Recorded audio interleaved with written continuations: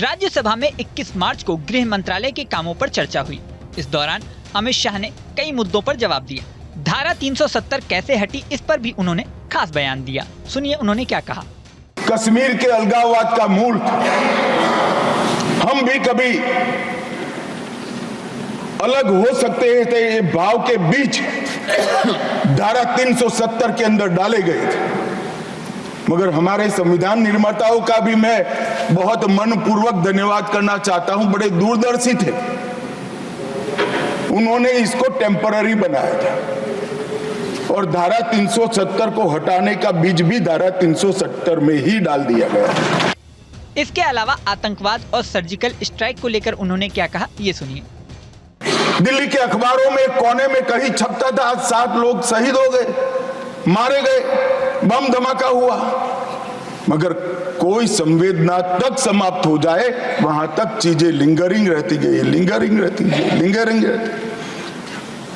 मोदी जी के आने के बाद उरी और पुलवामा में हमला हुआ, 10 ही दिन में पाकिस्तान के घर में घुसकर सर्जिकल स्ट्राइक और एयर स्ट्राइक कर जवाब दिया।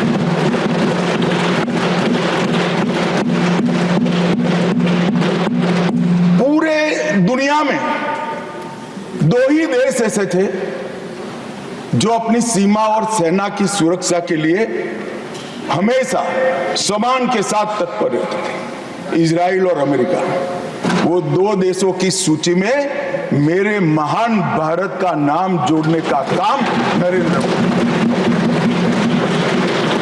और वहीं से शुरू हुई आतंकवाद के खिलाफ जीरो टॉलरेंस की नीति। गृह विभाग पर हुई चर्चा का जवाब देते हुए अमित शाह ने राहुल गांधी की भारत जोड़ो यात्रा पर भी तंज कसा। उन्होंने कहा, पैदल यात्रा निकाली, कश्मीर तक गए, अपने कार्यकर्ताओं के साथ बर्फ की होली खेली और कहा कि दूर से आतंकवादी दिखाई पड़ा था। अरे भाई, जिनकी नजर में आतंकवादी है तो आपको सपने में भी आएगा और आपको कश्मीर में भी दिखाई पड़ेगा। हम तो आतंकवादी देखते ही सीधा 2 आंखों के बीच गोली मारते हैं।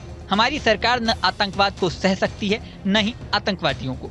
इसके अलावा कश्मीर का जिक्र करते हुए अमित शाह ने कहा कि कश्मीर में आए दिन पड़ोसी देश के आतंकवादी घुसकर बम धमाके करते थे। एक भी त्योहार ऐसा नहीं होता था जो चिंता के बगैर जाता था, लेकिन केंद्र सरकार का रवैया लचीला होता था। बोलने में डर लगता था, चुप्पी साध जाते थे। वोट बैंक का डर था। नरेंद्र मोदी के आने के बाद आतंकवाद के खिलाफ जीरो टॉलरेंस की नीति अपनाई गई। कश्मीर में पथराव की घटनाएं बंद हुई।